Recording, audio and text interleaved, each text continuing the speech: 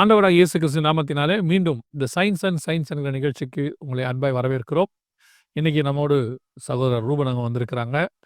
இன்னைக்கும் நீங்க கேட்ட கேள்விகள், அதுக்கு அவங்க சொல்ல போற பதில்கள். அதுதான் நம்ம இன்னைக்கு பார்க்க போறோம். தொடர்ச்சியா 2 எபிசோடு அத தான் பார்த்தோம். இந்த 3வது எபிசோட்லயும் அத தான் நம்ம பார்க்க போறோம். குறிப்பாக அந்த நிகழ்ச்சிக்கு போறதுக்கு முன்னாடி, சகோதரருடைய சேனல் வாய்ஸ் ஆஃப் பைபிள் அப்படின்னு இருக்கு. அத போய் பாருங்க. ஒவ்வொரு முறையும் சொல்றோம். அதுலயும் நெறைய விஷயங்கள் இது மாரி இருக்கு. நெறைய பிரயோஜனமான காரியங்கள் இருக்கு. அதையும் நீங்க பார்க்கலாம். வாங்க நம்ம பிரதர இன்னைக்கு பார்க்க போறோம்.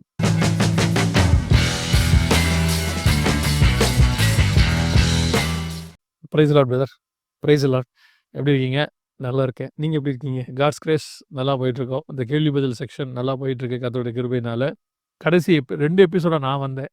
அதுக்கு முன்னாடி நான் வரல. அது 2ம் எனக்கு ரொம்ப பிரயோஜனமா இருந்துச்சு. யூஸ்ஃபுல்லாவும் இருந்துச்சு. ஆ நீங்க கமெண்ட்ஸ், கேள்விகள், பதில்கள் எல்லாம் உங்களுக்கு வந்துகிட்டு இருக்கு. நீங்க தான் எல்லா பதில்களும் பார்த்துட்டு இருக்கீங்க. எப்படி இந்த கேள்விகள் எல்லாம் உங்களுக்கு ஃபீல் பண்றீங்க இப்ப நீங்க? Praise the Lord. Thanks for your invitation. Actually ரொம்ப நல்லா நம்ம முடிந்த அளவுக்கு நம்ம சொல்லும்போது அதில் ஹோலி ஸ்பிரிட் வந்து எப்படி புரிய வைக்கணுமோ அந்த வேலையை அவர் பண்ணிடுவார். இதுதான் என்னுடைய அண்டர்ஸ்டாண்டிங்காக இருக்குது. இல்ல அது ரொம்ப இம்பார்ட்டன்ட். என்னதான் பிரசன்ட் பண்ணாலும், ஆவியானவர் புரிய வைக்காவிட்டால் நம்மகிட்ட ஒண்ணுமே இல்ல.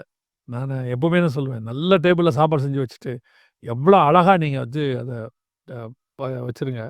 ஆனால் அதில டேஸ்ட் இல்லாட்டி ஒண்ணுமே செய்ய முடியாதுல்ல. அந்த மாரி தான். ஆவியானவர் தான் இருதயங்கள திறக்கிறவர். ரொம்ப சந்தோஷம். இன்னைக்கு நம்ம என்ன கேள்வி பார்க்க போறோம் பிரதர்? என்ன கேட்டிருக்காங்க? நீங்க என்ன பதில் சொல்ல போறீங்க?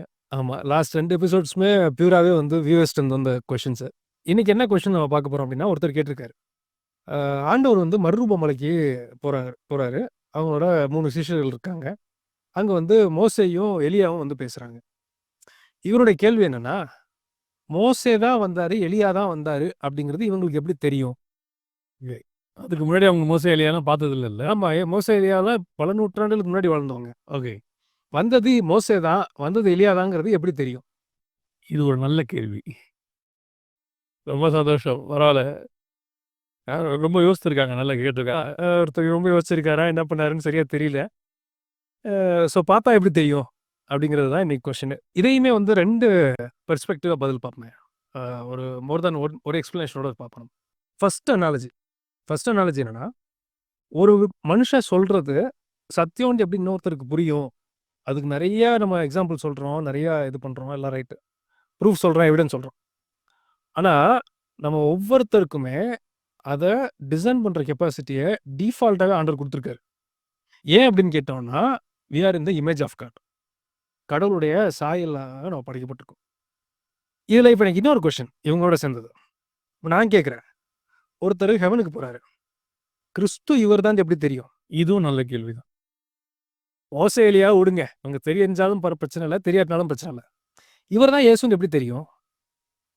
இவங்க என்ன நம்பிக்கையில இருக்காங்கன்னா, நாங்க அடிக்கடி மெசேஜ்ல சொல்றோம். என்ன நம்பிக்கையில இருக்காங்கன்னா, இவங்க ஒரு இமேஜ் இங்க வச்சிருக்காங்கல்ல.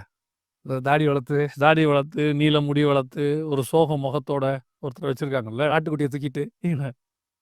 அந்த மாதிரி அவர் பரலோகத்துல இருக்க போறது இல்லன்னு மட்டும் எனக்கு நல்லா தெரியும். 200%. ஏன் அப்படி நல்லா தெரியும்னா, ஒரு வசனத்திலயும் பைபிள்ல இருக்கு. ஒரு சம்பவத்திலயும் பைபிள்ல இருக்கு. உதாரணமா நான் சொல்றேனே, வசனத்துல சொன்னா, 1 யோவான் 3ஆம் அதிகாரம் 2ஆம் வசனத்துல, பிரியமானவர்களே, நாம் இப்பொழுது அவருடைய பிள்ளைகளாய் இருக்கிறோம். இனி எவ்விதமாய் இருப்போம் என்று வெளியரங்கமாகவில்லை. ஆகிலும் அவர் வெளிப்படும்போது, அவர் வருகிற வண்ணமாய் நாம் இருப்பதனால் அவருக்கு ஒப்பாய் இருப்போம். ஸோ, இப்ப நம்ம எப்படி இருக்க போறோம்னு நமக்கு தெரியாது. அவர் வரும்போது தான் நாம எப்படி இருப்போம்னு தெரியும். அப்பன்னா என்ன அர்த்தம்? அவரும் எப்படி இருப்பார்ன்னு தெரியாது. அவர் வரும்போது தான் நமக்கு தெரியும். இதே யோவானுக்கு வெளிப்படுத்தின விசேஷம் காட்டப்படுது. அதுல இயேசுவ அவர் பார்க்கிறாரு. அந்த வர்ணிப்பு ஒண்ணு இருக்கு. இயேசுவ பார்த்த வர்ணிப்பு. இவங்களோட இத எல்லாமே டோட்டலா ஒரே விஷயத்துல உடைஞ்சு போச்சு. எதுலன்னு கேட்டீங்கன்னா, அவர் தலை வெண்பஞ்சை போல இருந்ததுன்னு இருக்கு. இவங்க வச்சிருக்கிற எந்த இயேசுவுக்குமே ஒயிட் கலர் கிடையாது. சமீபத்துல ஒரு ஒரு இடத்துக்கு போயிருந்தேன். அது ஒரு அ புனித ஸ்தலம் அல்லது சுற்றுலா தலம் எப்படி வேணா சொல்லலாம். அங்க வந்து ஒரு இயேசு மாரி ஒரு உருவத்த வரைஞ்சிருக்காங்க. அவங்க அத இயேசுன்னு சொல்றாங்க. நம்ம அத டிஃபால்ட்டா பார்க்குறோமே. பக்கத்துல ஒரு ஒயிட் தாடியும் இருந்துச்சு. எனக்கு இவர பார்த்ததில்ல இதுவரைக்கும். இத நம்ம இயேசு கிறிஸ்துன்னு இவங்க சொல்லியதுனால, நம்ம இது ஓரளவுக்கு புரிதல் இருக்கு. இது யாரு ஒயிட் தாடி? அப்படின்னு சொல்லிட்டு நான் அங்க இருக்கிறவர கேட்டேன். இது யாரு அப்படின்னு. அவர் தான் பிதாவாகிய தேவன்னாங்க. அதாவது கருப்பு முடி, கருப்பு தாடி இருந்தா இயேசு. வெள்ள முடி, வெள்ள தாடி இருந்தா அது பிதா. வயசானவரு. வயசானவரு. அப்படி ஒரு ப்ரொஜெக்ஷன் இருக்கு. எதுக்கு நான் சொல்ல வரேன்னா, இன்னைக்கு இவங்க இயேசுன்னு சொல்லக்கூடிய எந்த ஒரு உருவமும், எந்த ஒரு அமைப்பும் பரலோகத்தில் இருக்கிற இயேசு கிறிஸ்துவுக்கு ஒப்பாக இல்லை. பைபிள் அப்படி சொல்லவும் இல்லை. ஸோ இந்த 2 புரிதல் எனக்கு இருக்கு. இப்ப நீங்க கேட்ட கேள்விக்கு நீங்க சொன்னதுக்கு நான் வந்துர்றேன். இவங்க பரலோகத்துக்கு போனாங்கன்னா, கன்ஃப்யூஸ் ஆயிடுவாங்க. எங்க இயேசு? ஆமா. எப்படி கண்டுபிடிப்பாங்க? அ இத எப்படி புரிஞ்சுக்கலாம் அப்படின்றதுக்கு இது ஸ்பிரிச்சுவலாவே மட்டுமே நான் சொல்றேன். நீங்க ஒரு செய்தி குடுத்திருந்தீங்க நான் கேட்டேன். அதாவது நியாயப்பிரமாண பெட்டி வந்து வெளிய போயிருச்சு. வெளிலனா அந்த இஸ்ரேல் ஜனங்கள விட்டு வெளில போயிருச்சு. அப்படின்னா என்ன அர்த்தம்னா, அந்த நியாயப்பிரமாணம், அந்த கடவுளுடைய உடன்படிக்கைங்கிறது இஸ்ரேல விட்டு வெளில போயிருச்சு அப்படின்னு சொன்னீங்க. இத எப்படி சொன்னீங்க? இது வந்து ஸ்பிரிச்சுவலி தானே அது. அதாவது அ உடன்படிக்கை பெட்டிங்கிறது அவங்களோட உடன்படிக்கை இருக்கிறதுக்கான அடையாளம். பெட்டி போச்சுன்னா உடன்படிக்கையும் போயிருச்சு. நம்ம காமன் சென்ஸ வச்சு ஒருத்தர் யோசிச்சாருனாலே 100% இது கரெக்ட்ன்னு தெரியும். ஆனா இது பைபிள்ல போட்டிருக்குமான்னு கேட்டா போட்டிருக்காது. எக்ஸ்பிளிசிட்டா போட்டிருக்கா? இல்ல. இது வந்து இதுக்கு அடையாளம். இது வந்து இந்த பெட்டி வெளில போனதுனால, இது வந்து வெளில போயிருச்சுன்னு அடையாளம்ன்னு கேட்டா போட்டிருக்காரு. இருக்கு. இத நீங்க பார்க்கும்போது உங்களுக்கு புரிஞ்சிருக்கும். ஆமா. கரெக்ட்டுங்களா? இத தான் நம்ம என்ன சொல்றோம்னா, ரெவலேஷன் அப்படின்னு சொல்றோம். பைபிள் நம்மளுக்கு பார்க்கும்போது புரிஞ்சா, கிறிஸ்துவ பார்த்தோம்னு நமக்கு தெரியும். ஓகே. ஏன்னா அவர் தான் வார்த்தை. இத இயேசுவுமே சொல்றாரு. அவர் வந்து நிக்கும்போது இஸ்ரவேல் ஜனங்களுக்கு அவர தெரியல. அவர் என்ன தெரிஞ்சுக்கணும்னா அவருக்கு ஒரு வார்த்தை சொல்றாரு. வேத வாக்கியங்களை ஆராய்ந்து பாருங்கள். அது என்னை குறித்து சாட்சி கொடுக்குது. வசனம் தெரிஞ்சா உங்களுக்கு என்ன தெரியும். அழகா சொன்னீங்க. கிறிஸ்துவ பார்த்தாலும் சரி, இல்லாட்டி அவங்க 2 பேரும் எப்படி கண்டுபிடிச்சாங்கன்னாலும் சரி, அவங்களுக்கு பார்த்த உடனே இன்ஸ்பிரேஷன்ல அவங்களுக்கு பார்த்த உடனே தெரியும். ஓகே. இது வந்து ஒரு சைல்ட் ஆஃப் காட்க்கு இருக்கிற ஒரு அடையாளம். ஸ்பிரிட்ல இவரு தான் அவங்களுக்கு தெரியும். இன்னார் என்பது தெரியும். இன்னாருன்னு தெரியும். ஓகே. இதுக்கு வந்து நம்ம கால்குலேஷன் பண்ணி, அவரு கை இவ்வளோ நீளம் இருந்துச்சா? கால் இவ்வளோ நீளம் இருந்துச்சா? ஹிஸ்டாரிக்கல் எவிடன்ஸ்ல என்ன போட்டிருக்கு? அப்படிலாம் கால்குலேட் பண்ணி பார்க்கணும்னு அவசியமே கிடையாது. அது ஒரு அந்த ஐஸ்வர்யவான் லாசரு சம்பவம் ஒண்ணு சொல்றாரு இயேசு கிறிஸ்து. அந்த லாசருவ கொண்டு போய் ஆபிரகாம் மடியில் விட்டார்கள் இருக்கு. அவன் தகப்பனே ஆபிரகாமையும் தான் கூப்பிடுறான் அவன் இல்லையா? ஆமா, அவனுக்கு எப்படி ஆபிரகாம தெரியும்? ஆமா. அழகா சொன்னீங்க. இல்லையா? ஆபிரகாம் தான் 2000 வருஷத்துக்கு முன்னாடியே இறந்து போயிட்டாரு. ஆமா, லாசரும் ஐஸ்வர்யவானும் இயேசு காலத்துக்குரியவர்களால பார்க்கப்படுது. ஆமா. அப்படி இருக்கும் பொழுது அவனுக்கு ஆபிரகாம் இப்படிதான் இருந்திருப்பாருன்னு எப்படி தெரியும்? எப்படி அவன் ஆபிரகாம்னு கண்டுபிடிக்கிறான்? நரகத்துல இருக்கவனுக்கே அது தெரிஞ்சா, தெரிஞ்சா ஹெவன்ல இருக்கவனுக்கு தெரியாதா? கண்டிப்பா தெரியும் இல்லையா? Sure, sure. Okay, okay. So, இப்ப நம்ம வசனத்த பார்க்கும்போது, நம்மளுக்கு இந்த புரிதல் இருக்குன்னா, 200% அவர பார்த்தாலும் இவர் தான் கடவுள்னு நமக்கு தெரியும். எக்ஸாக்ட்லி. இதோட சேர்த்து அடிஷனலா இன்னொன்னு சொல்றேன். நான் ஆக்சுவலி ஒரு காலத்துல பயங்கர காம்ப்ளிகேட்டடான பெர்சன். ஒரு விஷயத்த ரொம்ப யோசிப்பேன். அது நல்லது கெட்டதுங்கிறதெல்லாம் விட்டுருங்க. ஆனா ஒரு விஷயத்த சொன்னா டக்குன்னு நம்ப மாட்டேன். அப்ப நான் வந்து என்ன பண்ணுவேன்னா, யூசுவலா புதுசா ரட்சிக்கப்பட்டிருப்பாங்கல்ல, அவங்ககிட்ட போய் கேட்பேன். என்ன லாஜிக்ல கிறிஸ்து தான் கடவுள்னு நீங்க நம்புனீங்க? அப்படிங்கிற ஒரு கொஸ்டின நெறைய பேர்ட்ட நான் கேட்டுருக்கேன். ஏன்னா, அப்ப நான் என்ன நெனச்சுக்கிட்டு இருந்தேன்னா, எனக்கு வந்து எவிடன்ஸா தெரியுது. நெறைய பேர் மிராக்கிள்ஸ்லாம் நான் பார்க்குறேன். கிறிஸ்தவ ஃபேமிலில வளர்ந்ததுனால ப்ராஃபஸிஸ பத்திலாம் எனக்கு தெரிஞ்சிருக்கு. இதன் அடிப்படையில நான் கடவுள நம்பிக்கிட்டு இருந்தேன் ஒரு காலத்துல. அப்ப இவங்கள பார்க்கும்போது அதிசயமா இருக்கும். யாரோ ஒருத்தர் வந்து ப்ரீச் பண்ணாங்க. சுவிசேஷத்த சொன்னாங்க. நான் நம்பிட்டேன்பாங்க. இத எனக்கு புரிஞ்சுக்கவே முடியல ரொம்ப நாளு. எனக்கு எப்ப புரிஞ்சுச்சுன்னா, ஒரு டைம் ஹோலி ஸ்பிரிட்டோட என்கவுண்டர் வரும்போது தான், ஒருத்தர்ட்ட போய் சொன்னா, காட் ஒரே நிமிஷத்துல கன்வின்ஸ் பண்ண முடியும். அவரும் நம்பவும் முடியும். இது ஒவ்வொரு மனுஷனுக்கும் கொடுக்கப்பட்டிருக்கிற ஒரு விஷயம். பை டிஃபால்ட்டா அவன்ட்ட இருக்கு. சொன்னாலே அவன் ரட்சிக்கப்படுறதுக்கு நெறைய சான்ஸ் இருக்கு. ஸோ அதுக்கு வந்து அடையாளம், அற்புதம் தேவை. அது இருக்கு. ஆனா அது அவசியமும் இல்ல. அது இல்லாமயும் அவன் சொன்னவனையும் ஏற்றுக்கொள்வான். 200% எடுத்துக்குவான். அற்புதம், அடையாளம் இப்ப இவ்ளோ சயின்ஸ் நம்ம பேசுறோம் இல்லையா? இத சொல்லி தான் ஒருத்தர் ரட்சிக்கப்படணுன்ற அவசியம் கிடையவே கிடையாது. ஸ்பிரிட் அரை செகண்ட்ல பண்ணிட்டு போயிருவாரு அத.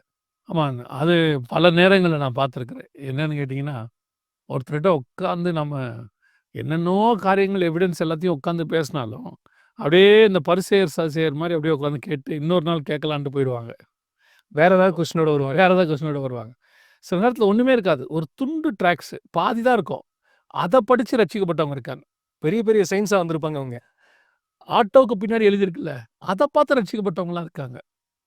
ஸோ இப்போ அந்த புரிதல், இயேசுவை அறிதல் என்பது அ ஆதாரங்களோடு தான் அவசியம் அப்படின்னு இல்ல. அது வந்து ஆண்டவரே அதில அந்த மாற்றத்தை உள்ளே கொண்டு வர வல்லமை உள்ளவரா இருக்கிறார். அந்த கன்விக்ஷன அவரே கொண்டு வந்துர முடியும். ஓகே. நீங்க சொன்னக்கூடிய அந்த காரியத்தை பார்த்தபோது, ரட்சிப்புக்கு வந்து தேவன் எவன் இருதயத்தை திறக்கிறாரோ அவனுக்கு ரட்சிப்பு வந்துரும். ஈஸியா வந்துரும். யாருக்கு என்ன புரியணும்னு நினைக்கிறாரோ அது அவர் புரிஞ்சிரும். ஒரு இடத்துல வசனம் இருக்கு. தேவன் எவனுக்கு தன்னை வெளிப்படுத்த நினைக்கிறாரோ, தேவன் இயேசு அவருக்கு அவரை வெளிப்படுத்துகிறார்ன்னு இருக்கு. ஸோ அவர் வெளிப்பாடு குடுக்கணும்னு சொல்லிட்டாருன்னா, அவனுக்கு அது தெரிஞ்சு போயிடும் அவன் தான்ட்டு. அதுக்கு எந்த ப்ரூஃபும் அவசியப்பட வேண்டிய அவசியமே இருக்காதுன்னு நான் நினைக்கிறேன். இல்லையா? இவ்வளோலாம் நம்ம எக்ஸ்ப்ளனேஷன் சயின்ஸ்லன்னு சொல்லணும்லாம் அவசியம் இல்ல. இது நம்ம ஆசைப்பட்டு ஆண்டவருக்கு ஏதோ செய்யணும்னு நினைக்கும்போது ஆவியானவர் அதுக்கு உதவி செய்றாரு. இது மூலமும் வருவாங்க. இது மூலமா தேடல் வரும். தேடும்போது கண்டுபிடிச்சுருவாங்க. இது விசுவாசத்தை தூண்டும் அவ்வளோதான். ஆனா ரட்சிப்பு கர்த்தரால தான் வரும். அது விசுவாசத்தின் அடிப்படையில தான் ரட்சிப்பு வரப்போகுது. ரொம்ப சந்தோஷம் பிரதர். இந்த கேள்விக்கு பதில் ரொம்ப சிம்பிளாவும் ஆனா சூப்பராவும் இருந்தது. இப்போ வேற என்ன கேள்வி? அடுத்து எதுவும் கேள்வி இருக்கா அதுல? ஆமா. இப்ப நம்ம பார்க்க போறது ரொம்ப ரொம்ப முக்கியமான கொஸ்டின். இதுதான் வந்து ட்ரைலமான்னு சொல்லுவாங்க. எந்த நெறைய சயின்டிஸ்ட் பேசி நான் கேட்டிருக்கேன். இந்த கொஸ்டின் இல்லாம ஒரு எவல்யூஷன் பேசுறவங்க ஒரு ஒரு செஷன் முடிச்சத நான் பார்த்ததே இல்ல. என்ன கொஸ்டின்னா, அது கிளாசிக் கொஸ்டின். கடவுள் என்பவர் ரொம்ப நல்லவர்ன்னு நீங்க சொல்றீங்க. அப்படி நல்லவர் இருக்க பட்சத்தில் ஏன் உலகத்துல ஈவில் இருக்கு? ஏன் உலகத்துல தீமை இருக்கு? இந்த கேள்வி காலகாலமாக சமீபத்துல கூட எனக்கு தெரிஞ்ச ஒருத்தர் இந்த கேள்விய கேட்டாரு. என்கிட்ட கேட்கல. டிபேட்டோ அல்லது ஏதோ ஒரு டாக் ஷோலயோ அவர் பேசிட்டு இருக்கும்போது, அவர் கேட்ட கேள்வி. கடவுள் இருக்கிறாருன்னா ஏன் இவ்ளோ அநியாயங்கள் நடக்கணும்? ஏன் இவ்வளோ மாரி காரியங்கள்லாம் நடக்கணும்? அப்படின்னு அவரு கேட்டாரு அந்த கேள்விய. ஆமா. இதுல ஒரு விஷயம் என்னன்னா, இது சயின்டிஃபிக் கொஸ்டினே கிடையாது. ஆனா இந்த கொஸ்டின புடிச்சுக்கிட்டு நெறைய பேர் சயின்ஸ் பேசுறவங்க பேசுவாங்க. இதுல எதுக்கு நான் சொல்றேன்னா, அவங்களுக்கு எதெல்லாம் தேவையோ, அது சயின்ஸுக்குள்ளேயோ, வெளியோங்கிறதெல்லாம் பிரச்சனை இல்ல.